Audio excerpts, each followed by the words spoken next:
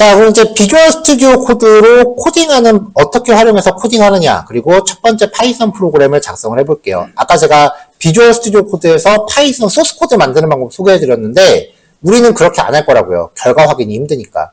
주피터를 쓸 거예요. 자, 일단은 실습 결과물이 저장될 임의의 폴더를 만들어라 라고 제시를 해드렸는데, 우리는 이 임의의 폴더가 b.python이 될 거예요.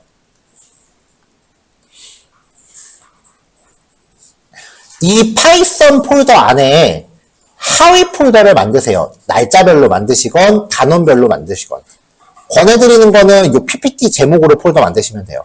이게 단원 이름이 될 테니까.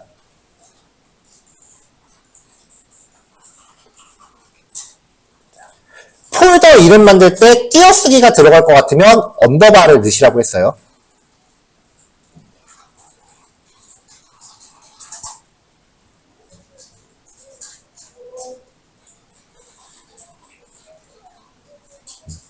지금 이 PPT 같은 경우는 파이썬 단과반이라고 가정을 하고 만들어진 거기 때문에 그 과목별 폴더라는 개념이 지금 안 들어가 있는 거예요.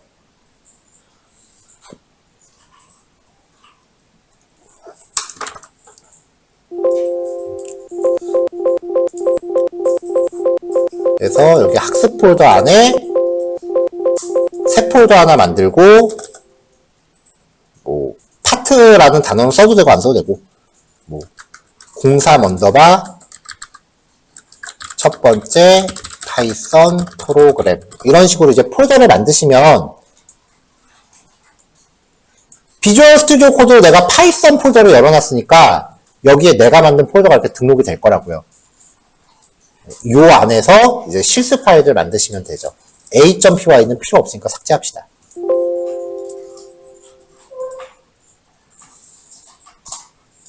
네, 이런 식으로 단원별로 폴더 쭉 만들면서 들어가시면 돼요. 폴더 이름 앞에 일부러 저렇게 숫자를 붙이는 이유가요. 안 그러면은 그냥 알파벳 순서 내지는 한글 가나다 순으로 폴더가 정렬이 되거든요. 그럼 나중에 내가 내용을 다시 찾아봐야 될 때 순서가 섞여버리니까 내용 찾기가 힘들어요. 그래서 일부러 억지로 앞에 숫자를 계속 붙이는 거예요.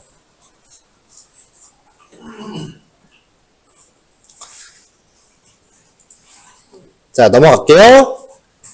그렇게 만든 폴더를 열어라. 요거까지 우리 돼 있는 상태고. 자, 이제 소스 파일을 만들죠. 파일 메뉴 밑에 새 파일이라는 항목을 선택하시면 단축키 Ctrl Alt Window N 기니까 요거는 잘 안 쓰게 되더라고요. 단축키를. 누르시면 뭔가 선택하는 게 나오는데 여기서 주피터 노트북을 선택하셔야 돼요. 주피터 노트북이라는 항목을 선택하셔야 돼요. 자, 저도 한번 해보면 파일 메뉴 밑에 새 파일 여기서 주피터 노트북이라는 항목을 선택하셔야 돼요.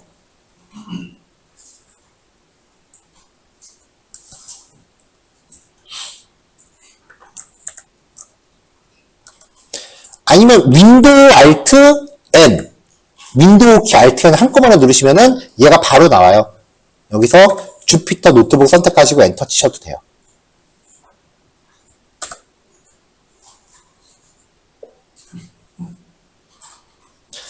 자, 그러면 이렇게 파일이 생성이 되는데 얘가 지금 보면은 untitled 원점 확장자는 ipynb죠.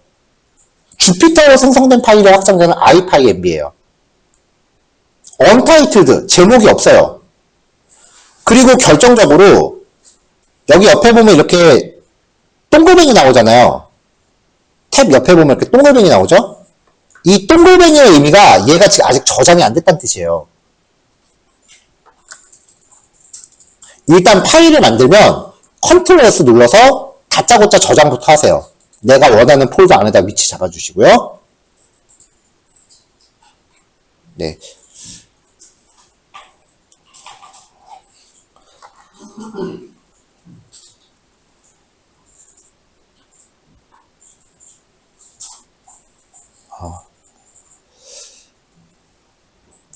자, 아직 저장하라고 말씀드렸는데 한 가지만 정정할게요. 요 아까 만들었던 폴더 있잖아요. 네, 삭제하셔도 돼요. 자, 한 다음에 파일이 여러 개 만들어질 거라고 생각을 했는데 지금 저도 잠깐 깜빡 구성을 헷갈렸는데 지금 여기서는 주피터 파일 하나가 한 단원이에요. 네, 한 단원당 파일 하나씩 만들 거니까 굳이 폴더를 안 만들어도 되죠.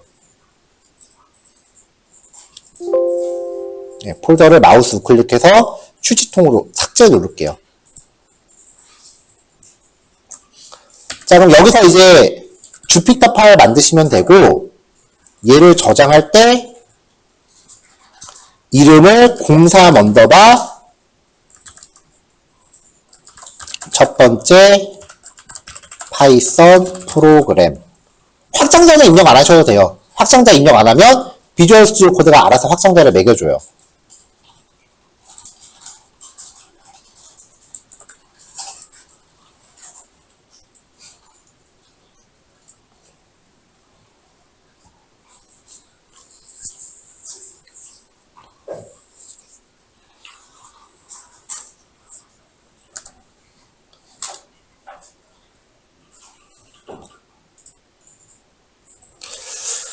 자, 새 파일 생성하기 위해서 파일 메뉴 밑에 새 파일 혹은 컨트롤 알트 윈도우 키 플러스 N 눌러서 메뉴 선택. 또 다른 방법이 하나 있는데요. 어저께 컨트롤 쉬프트 P 누르면 명령어 입력창이 나온다 그랬죠? 거기서 주피터라고 검색하면은 크리에이트 새 주피터 노트북이라는 메뉴가 있어요. 요거 눌러도 새 파일이 만들어져요. 편한 방법 쓰시면 됩니다.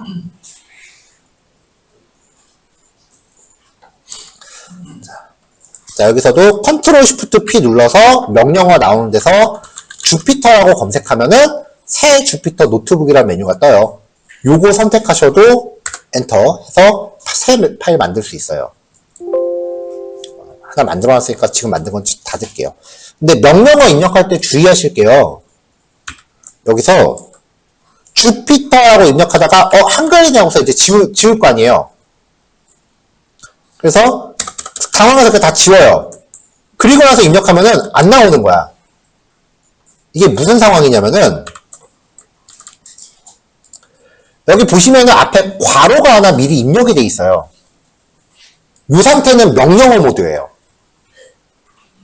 그래서 이 상태에서 명령어를 입력해야 되는데 만약에 다급하게 지우다가 이 괄호까지 같이 지웠어. 그때부터는 파일 검색 메뉴예요.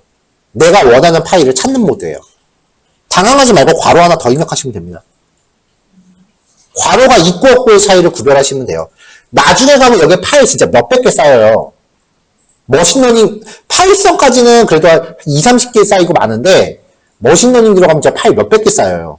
그때 내가 원하는 파일 찾겠다고 스크롤 왔다 갔다 하면 되게 힘들어요. 그 때문에 이렇게 해서 원하는 파일 이름 입력하면 바로 나오는 거죠.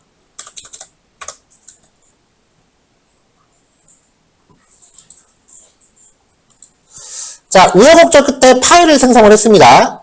폴더 여기 땡땡이가 있으면은 저장이 필요하다라고 얘기했고요. 그 다음에 저장을 위해서는 윈도우는 컨트롤 S, 맥은 커맨드 S. 저장할 때 지금 비주얼 스튜디오 코드를 열고 있는 작업 폴더 안에 저장하시면 되고요. 여기서 열어놓고 있는 폴더. 우리는 비파이썬이죠. 그리고 파일 저장하는 여기 확장자 명시 필수라고 했는데 입력 안 해도 돼요. 자, 이렇게 해서 이제 가동까지 했어요. 그러면 얘는 코드 블록 단위로 실행이 가능해요. 생성된 파일의 첫 번째에다가요. 프린트 괄호 열고 헬로 파이썬. 일단 따라치세요. 명령어 설명은 나중에 할게요. 코드 블록을 추가하시기 위해서는 이게 플러스 버튼, 코드라고 나와 있는 블록을 추가하시면은 밑에 블록 추가가 하나 또 돼요. 여기에 아까 입력했었던 A는 B, B는 200, 프린트 A 더하기 B 하고서 옆에 마우스 올리면 실행 버튼 나와요. 요거 누르시면은 출력되고 결과가 밑에 뜰 거예요. 여기까지 한번 해보세요.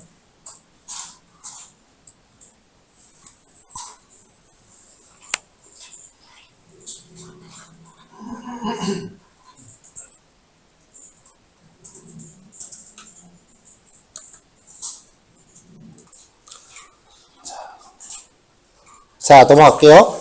그 다음에 어저께 우리가 마크다운이라는 걸 같이 봤었죠? 마크다운이 사실은 얘 때문에 살펴본 거예요. 이게 추가할 수 있는 블록 종류를 보면 여기 1번 보시면 마크다운이라고 버튼이 있죠. 이거 누르시면 추가되는 블록에서 마크다운을 적을 수 있어요. 그러니까 내가 마크다운 블록 놓고 내용 정리하고 그 밑에 예시 코드 넣고 원래 주피터가 지필 도구예요. 책 쓸 때 쓰는 도구예요. 그러니까 연구자들이 논문 같은 거 쓰려고 나온 도구예요. 그러니까 공부하는 우리한테는 최적의 도구인 거죠.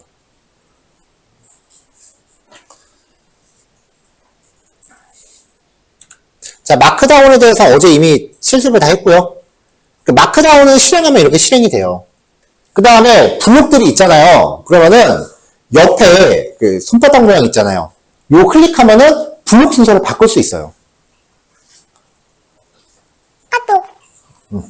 드래그해서 이제 블록 순서를 바꿀 수가 있어요.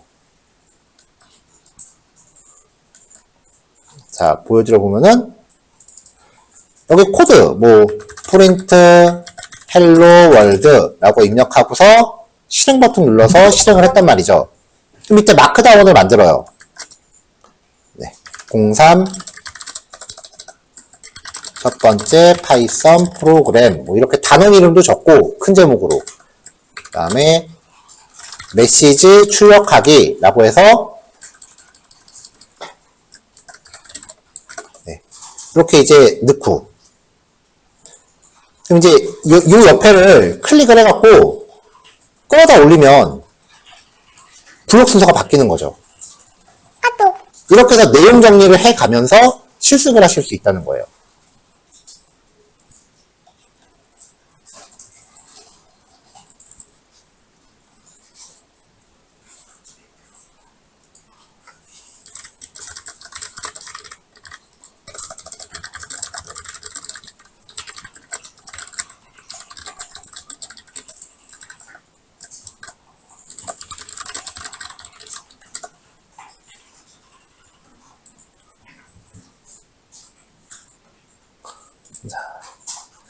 자, 이렇게 하고서 이제 또 다음 명령어를 입력을 한단 말이죠. 근데 입력할 때 이제 잘 보셔야 되는 게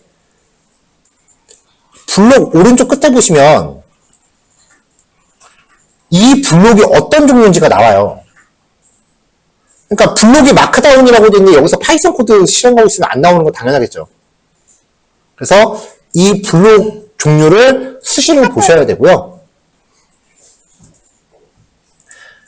만약에 블록을 바꾸고 싶다라고 하시면은 마우스 우클릭 노트북 셀 밑에 보시면은 지금은 마크다운이니까 셀을 코드로 변경이라는 메뉴가 있어요. 근데 이게 메뉴가 은근히 깊숙이 있으니까 단축키를 외워놓으시는 게 좋을 거예요. 일단 셀을 코드로 변경할게요. 그럼 파이썬으로 바뀌죠? 파이썬 코드를 마크다운으로 바꿀 때는 또 마우스 우클릭해서 노트북 셀 밑에 셀을 마크다운으로 변경이 있어요.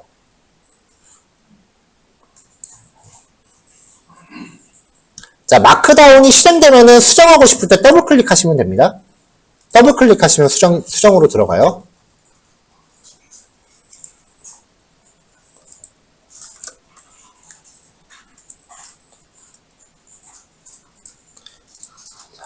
블록을 삭제하고 싶으면 블록 오른쪽 위에 휴지통 있으니까 지우시면 되고요.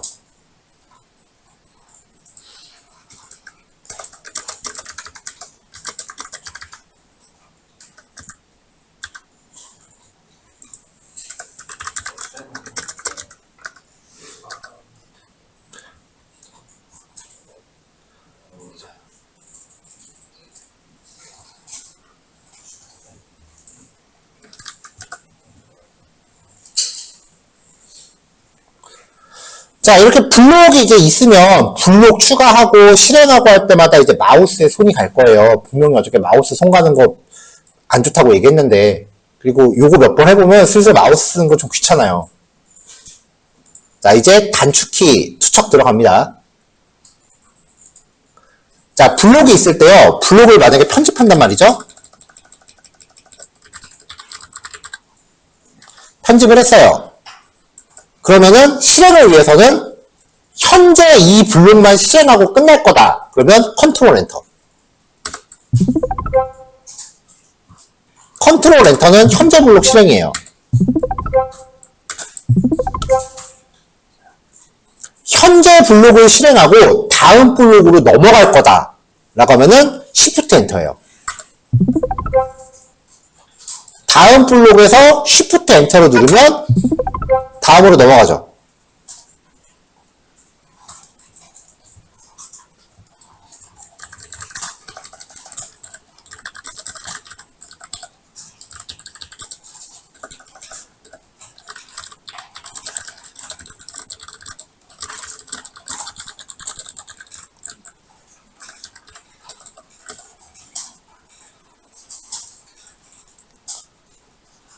자, 지금 여기에서는 Shift 엔터를 누르면 더 이상 추가될 다음 블록이 없죠.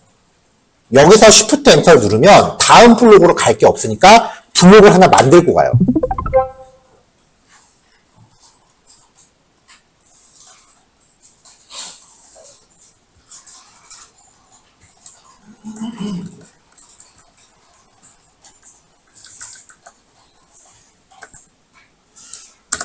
이렇게요.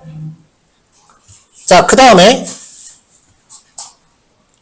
지금 여기 입력 커서가 깜빡깜빡 하고 있잖아요. 여기서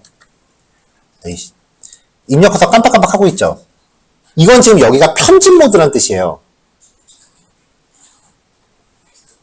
자, 여기서 이제 입력 커서 가운데 있는 블록에서 입력 커서가 깜빡깜빡 하고 있는데 여기서 방향키 누르면 당연히 소스코드에서 왔다 갔다 하죠. 여기서 이제 ESC 키를 누르면 커서가 없어지죠. 명령 모드로 바뀌어요. 오른쪽 파란색 선으로 내가 지금 어느 블록에 위치하는지 보일 거 아니에요. 이 상태에서 방향키를 누르면 블록을 옮겨가요. 자, 여기서 내가 위쪽에 블록을 수정하고 싶으면 엔터키 치세요. 그러면 편집 모드로 들어가요. 자, 다시 ESC는 명령 모드, 엔터는 편집 모드. 그리고 명령 모드에서 방향키 누르면 왔다 갔다 한다. 명령 모드에서 딜리트를 누르면 그 블록이 지워집니다.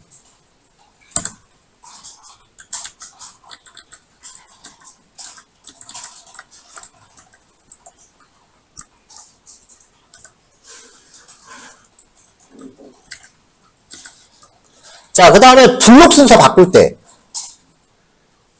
드래그 해도 돼요. 드래그 해도 블록 순서가 바뀌는데 명령 모드 상태에서 Alt키 누르고 방향키 누르면 그 블록이 위아래로 올라가요. 이 정도만 기억해도 마우스 손 거의 안 갈 거예요. 단축키는 외우는 게 아니에요. 습관이에요.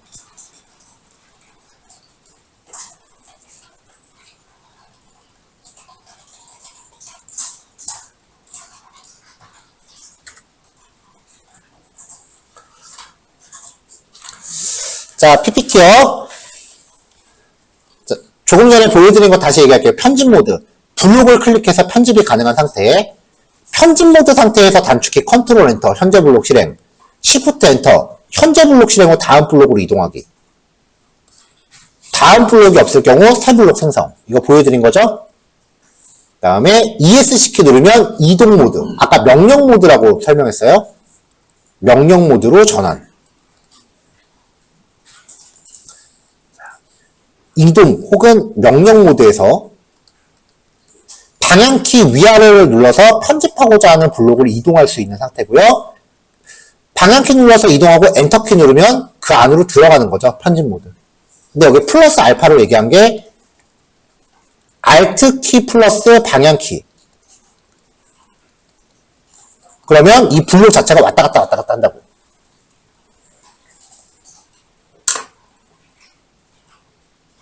자, 마크다운 전환하기. 아까 제가 마우스 우클릭해서 보여드렸잖아요. 근데 이게 마우스 메뉴가 좀 깊어요. 그래서 이동 모드일 때, 명령 모드일 때 키보드 M을 누르면 마크다운으로 바뀌어요. 마크다운이니까 M이지. 될 때는 마우스 우클릭을 해야 되고요. 그러니까 이거 작성할 때 ESC 누르고 M 누르면 마크다운으로 바뀌는 거죠. 이 상태에서 엔터키 또 누르면 편집 모드 되는 거고, ESC 누르면 다시 마크다운. 자, 그러면 이제 마크다운을 소스 코드로 바꿀 때는 어떻게 하느냐? 이건 왜 C가 아닌지 모르겠어요. Y예요. Y를 누르면 소스 코드 블록으로 바뀌어요. 파이썬 블록으로 바뀌었죠?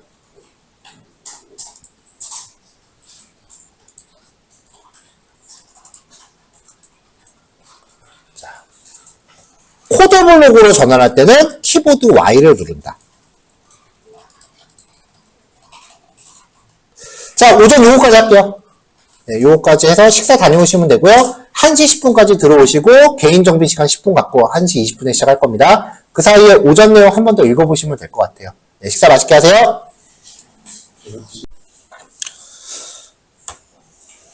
자, 오후 수업 시작할게요. 자, 파이썬을 실행하는 방법을 이제 살펴봤었는데요. 크게 분류를 하면은 소스 파일의 확장자가 py냐, 아니면은 소스 파일의 확장자가 ipynb냐, 요거로 구별이 돼요. 이제 py 같은 경우는 그 정석인 거죠. 정석으로 작성하는 소스 코드. 그 다음에 ipynb 같은 경우는 그 노트북 파일이라고 불러요. 왜냐면 이제 주피터의 원래 이름이 주피터 노트북이라서 그래요. 확장자가 뭐냐에 따라서 작성 방식은 사실 작성하는 도구는 뭘로 작성하고 상관이 없어요. 뭐 가장 만만한 거 메모장 있죠. 아니면은 VS 코드도 있을 거고요. 그 다음에 파이첨도 있고 그 밖에 다른 도구들이 많아요. 뭐 서브라임 텍스트라고 하는 프로그램도 있고 그 다음에 뭐 에디트 플러스라고 하는 프로그램도 있고 뭐 되게 많아요. 좀 프로그램 종류는. ipynb 형식인 경우는 오로지 주피터밖에 안 돼요. 그나마 제가 알고 있는 범위 안에서는 이 주피터가 그 비주얼 스튜디오 코드 안에 이식이 가능하기 때문에 지금 우리가 구성한 환경이 이렇게 되는 거고요. 실행 방식의 차이를 보면은 얘는 모든 소스 코드를 일괄 실행합니다.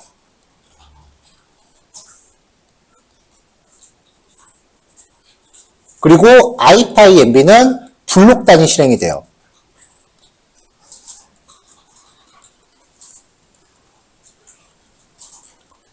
PC용 어플리케이션을 만들거나 웹사이트를 만든다거나 혹은 지금 우리가 하고 있는 파이썬 프로그래밍도 결국 그냥 기본 프로그램 과정이에요. 그럴 때는 사실 PI를 작성하는 게 더 편할 수도 있어요. 만약에 우리가 작성해야 되는 소스 코드가 이만큼이라고 하면은 그냥 이거 한 번에 다 실행하고 결과를 보면 되거든요. 왜냐면 일반 프로그래밍 같은 경우는 처음부터 끝까지가 한 가지의 결과를 만들어내기 위해 존재하는 거예요. 그러니까 그냥 이게 더 편할 수도 있는데 우리는 지금 프로그래밍 하는 게 아니잖아요. 데이터 분석하는 거죠. 이 안에 이제 소스 코드가 단락들이 이렇게 있으면 일반 프로그래밍은 이 모든 단락이 하나의 결과를 도출하기 위해서 계속 논리적으로 이어져요. 그러니까 그때는 일괄 실행하는 게 더 나아요. 근데 데이터 분석 같은 경우는 앞에 코드 블록의 결과를 보고 다음 블록을 내가 어떻게 코딩할지를 바꿔야 돼요. 앞에서 통계 결과가 어떻게 나오는지 내가 확인을 한 다음에 그 결과값을 어떻게 나눌지를 봐야 돼요. 예를 들면은 앞에서 이제 어떤 값들의 평균을 내요. 평균은 우리가 아는 개념이니까. 그럼 이 평균값이 얼마가 나오는지 확인을 한 다음에 이 평균값을 채용을 할지 아니면 다른 방법을 꾀할지를 고민을 해야 돼요. 각각의 단락마다 다음 코드의 전개에 영향을 주기 때문에 일괄 실행하면 안 돼요. 만약에 나는 끝까지 파이썬 코드를 해야 된다라고 그럴 수밖에 없는 상황이라고 하면 이만큼 실행해서 결과 보고 여기 코딩, 또 이만큼 실행한 다음에 여기 결과 보고 여기 코딩, 또 처음부터 이렇게 실행한 다음에 결과 보고 여기 코딩, 또 이만큼 실행한, 매번 이렇게 해야 돼요. 더 오래 걸려요.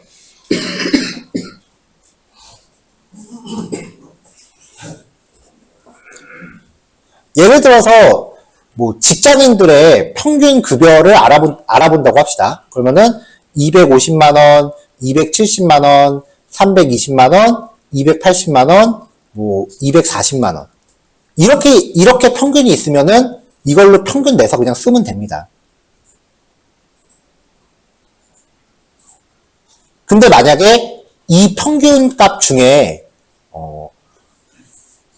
이 회사 사장이 껴있어. 그럼 사장 월급은 훨씬 높을 거 아니에요. 사장 월급이 650이야, 혼자. 그럼 얘 혼자 평균을 엄청 끌어먹겠죠. 자, 요거 5개 갖고 평균 내면은 기껏 해봐야 한 260, 70선에서 나올 거야, 아마. 지금 내보진 않았지만. 근데 이 사람이 들어가면은 평균이 갑자기 확 올라가죠. 그럼 나머지 사람들은 그 평균 급여에 동의할 수 있을까요? 그게 여러분들이 뉴스에서 보는 요즘 개발자 연봉 얼마다의 실체예요. 이게 통계의 맹점이라고, 통계의 그 함정이라고 부르거든요. 그리고 실제로 이럴 때는 평균을 안 써요. 평균을 쓰면 안 돼요. 값을 순서대로 정렬해요. 280, 240, 270, 280, 270, 280. 순서대로 정렬한 다음에 짝수죠. 가운데 2개를 뽑아요. 그 2개의 평균을 내요. 이 값을 평균 대신 써야 돼요. 뭐 나중에 우리가 공부하는 내용에 포함되어 있겠지만 이거를 그 중앙값이라고 해요.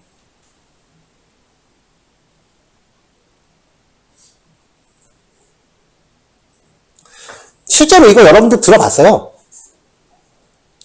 뉴스 기사 같은 데는 맨날 평균급여가 얼마다라고 얘기하죠. 그러면 이제 모든 그 사람들이 그 기사를 보고, 평균급여가 이만큼인데 나는 이거밖에 안 돼. 혹은, 내가 저 직업을 가지면은 저만큼 받을 수 있겠구나 하고 꿈에 부풀어 살아요. 근데 정작 관공서 같은 데서 보면은 저거, 무슨 지원금 나간다고 중위소득이라는 얘기 들어보셨어요? 중위소득이 이거예요. 말 그대로 가운데 있는 자리.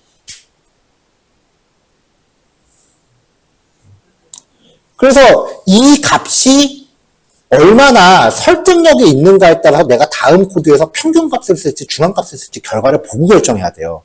데이터 분석 코드는. 일괄 실행이 안 되는 코드예요. 그래서 데이터 분석가들이 주피터를 쓰는 거예요.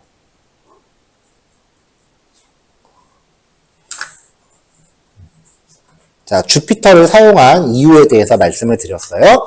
자, 다음 내용입니다. 실제로 평균 내려고 계산기 띄웠다가 A 하고 안 한 거예요. 자, 이번에 이제 주성문이라고 하는 개념인데요. 여기 첫 번째 줄을 보시면 소스 코드에 작성하는 설명문이에요. 뭐 주성문 같은 경우는 확장자가 py라고 들어가면 되게 많이 써요. 왜냐면 소스 코드에 내가 필기할 수 있는 방법이 이거밖에 없거든요. 근데 주피터 쓰면 별로 쓸 일이 없어요. 왜냐면 마크다운으로 설명하는 거 자세하니까. 마크다운은 내가 그림도 넣을 수 있고 그러니까요. 자, 근데 주성문에 또 다른 용도가 있어요. 자, 일단 주성문은 프로그램이 실행될 때 제외됩니다. 그리고 파이썬에서 주성문은요, 어떤 문장 앞에 샵을 붙여요. 그럼 여기는 이거는 필기한 거구나 라고 해서 인터프리터가 실행할 때 건너뛰어요. 그러면 우리가 프린트한 다음에 어떤 내용을 출력하는 명령문을 아까 작성을 해봤잖아요. 이 명령문 앞에 샵을 붙인다고 쳐봐요. 그럼 이 한 줄이 주석화되는 거예요. 그러니까 특정 명령문이 실행되지 않도록 차단되는 거죠. 예를 들면 이런 거예요. 내가 어떤 그 통계치를 내는데 뭐 상황에 따라서는 그냥 평균을 다 더해서 평균 낼 수도 있지만 뭐라고 해야 될까?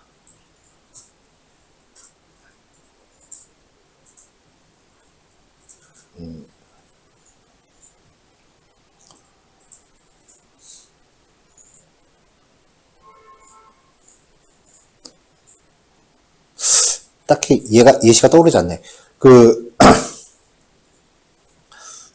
두 사람이 있을 때, 두 사람이 하루 동안 이제 섭취하는 칼로리에 대한 평균을 내려고 한다. 라고 했을 때, 한 명은 건장한 성인이고요. 한 명은 쪽가는 유치원생이야. 그러면 일단 수치 자체가 비교가 좀 불가하죠. 그래서 한쪽에, 얘는 그래도 쪽가나니까, 그래도 어느 정도, 기본적으로 내가 한 200이나 300칼로리를 더 더해줘야 얼추 비교가 가능하겠다. 뭐 이런 식으로 값의 중요도에 따라서 임의로 곱하거나 추가되는 값들이 있어요. 네, 그런 것들을 이제 가중치라고 해요. 그러니까 어떤 값들을 통계치를 낼 때 가중치를 안 넣고서 순수하게 통계값을 낸 거랑 가중치를 넣고서 통계값을 낸 거랑 비교를 해봐야 돼요. 통계 코드는 데이터 분석 코드는 정답이 없어요. 우리가 추측할 수 있는 모든 경우의 수대로 코딩을 다 해본 다음에 결과를 나열해놓고 비교해서 최적의 결과를 찾아야 돼요. 정답이 없어요, 처음부터.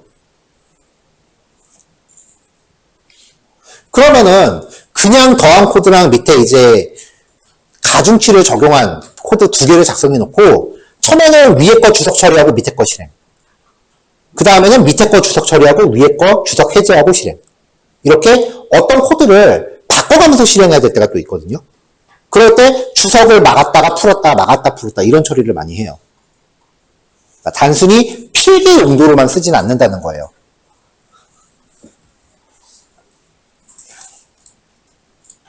자, 그래서 오전에 작성하셨던 코드의 완성치입니다.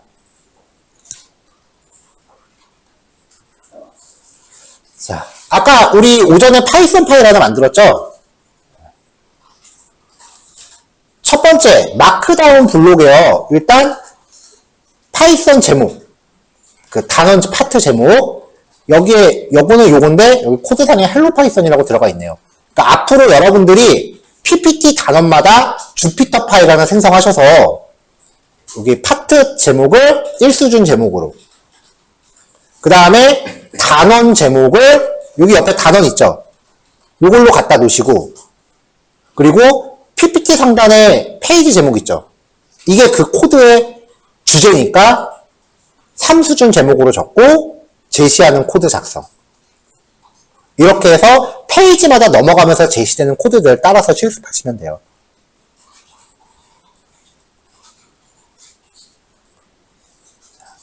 자, 오늘 사용한 프린트라고 하는 명령은요, 괄호 안에 있는 메시지를 출력하는 명령어예요. 말 그대로 프린트. 자, 이 코드는 아까 제가 말로 설명했는데 100을 의미하는 A라는 데이터를 만든 거고요. 200을 의미하는 B라는 데이터를 만든 겁니다. 근데 이거 뒤집으면 안 돼요. 100은 A 이렇게 하면 안 돼요. 대입은 항상 오른쪽에서 왼쪽으로 들어가요. 절대 안 변해요, 이거. 그래서 A 더하기 B의 결과를 출력해라. 프린트는 그냥 순수하게 괄호 안에 있는 걸로 출력을 해요. 그러면 300이 나오는 거죠. 자, 앞으로 여러분들한테 제시되는 코드는요, 제가 요만큼 코드는 제시해드리지 않을 거예요. 그러니까 요거는 여러분들이 요 PPT의 요 단원과 제목을 보셔서 이렇게 작성하시면 되고요. 그리고 요만큼의 실제 작성하셔야 되는 코드를 제가 지금 여기 PPT에 나와 있는 것처럼 화면에다가 이렇게 제시를 해드릴 거예요.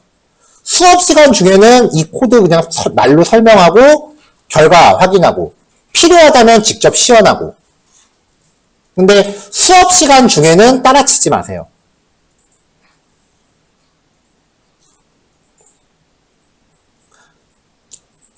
이거 따라칠 거 염두하고 설명하는 거 아니에요. 따라치다가 설명 놓치면 그게 본인도 손해라고 어저께 얘기했어요.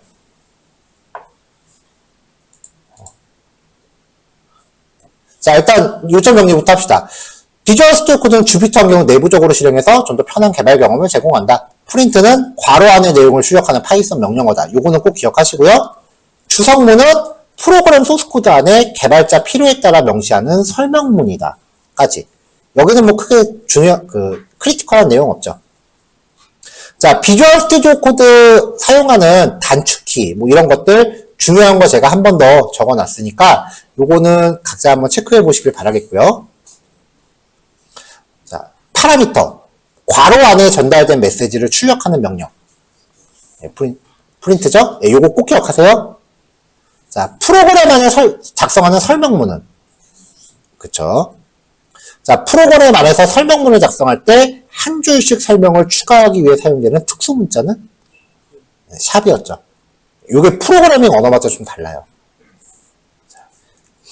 자, 요렇게 이제 여기까지 수업 시간 중에 같이 보고 나면 여기까지 이제 뭐 길면은 30분, 빠르면 한 20분 내외로 해서 같이 쭉 살펴볼 거고 그 다음에 이제 정답 보고 이렇게 나올 거예요.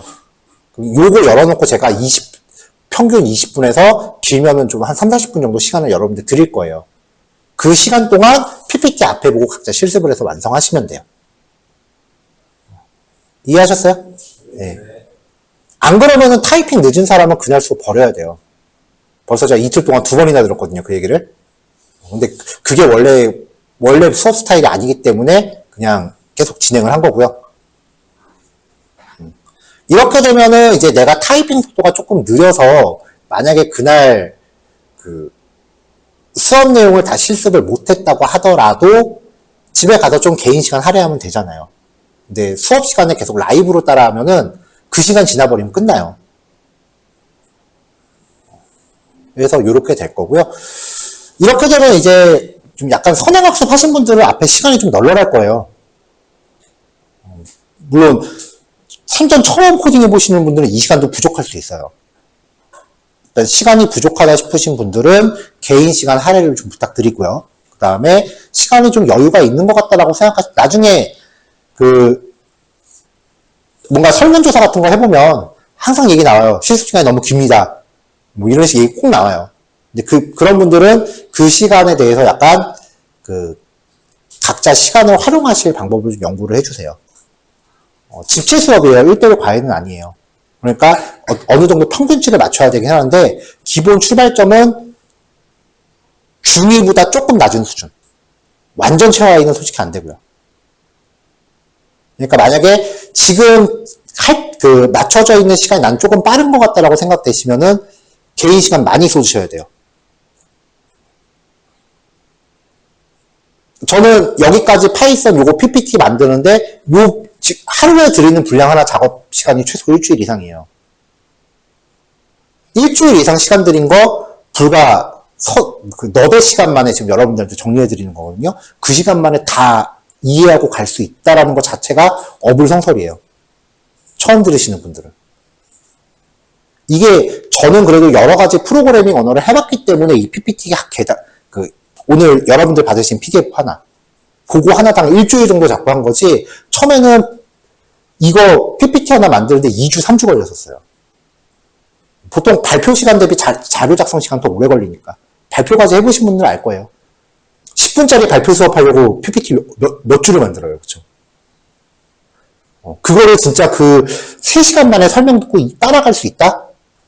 욕심이 너무 과한 거지. 최소한 여러분들은 제가 드린 시간보다 더 많은 시간 드려야 되는 거 아닌가요?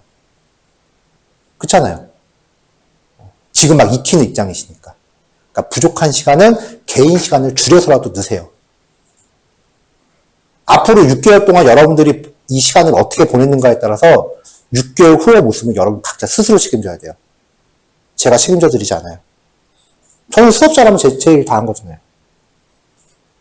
저는 강사직 교사가 아닙니다. 여러분들 개인 생활에 관여를 안 합니다. 지금 이 말을 세게 하는 이유가요. 특히 연말 끼고 가는 반이 수업 분위기가 흐트러지기가 되게 쉬워요. 제 경험상. 이제 연말쯤 되면은 사람 기분이 묘하게 붕 뜨잖아요. 그래서 연말반 분위기가 묘하게 좀 흐트러지고요. 그리고 나면은 꼭 설 연휴 껴있죠.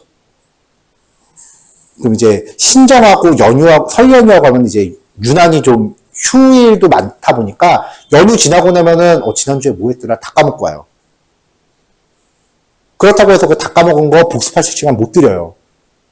우리는 6개월 동안 웬만한 대학교 4년치 수업을 따라잡아야 돼요. 그러니까 자기가 개인 시간 어떻게 보내는지는 자기가 책임져야 돼요. 집에서 저녁에 TV 재밌게 보면 뭐 오늘 중국하고 축구한다 그랬나? 오늘인가요? 21일이요? 네, 집에서 축구 재밌게 보면 평생 집에서 축구만 보는 수 있습니다. 농담이 아닙니다, 진짜. 장난이 아니에요. 인생에서 제일 치열한 게 이제 대입이 아니래요. 취업이래요. 실전이에요. 그러니까 시간 활용에 대해서 좀 각자 진지하게 고민해 주시길 바래요. 자, 지금 42분이고요. 오전 거 실습 다 되신 분도 있을 텐데 분명히 다 안 되신 분도 있을 거예요. 이걸 제가 만약에 확인했으면 바로 다음 강 넘어가려고 할 것 같아서 일부러 확인 안 했어요. 자, 2시까지 시간 드릴게요. 여기 한번 한 번 더 읽어볼 부분 읽어보시고 실습 부족한 부분 마저 채우시고요. 하셔서 각자 내용 정리하시면 될 것 같아요. 자, 이거 끝나고 귀턱 들어가겠습니다.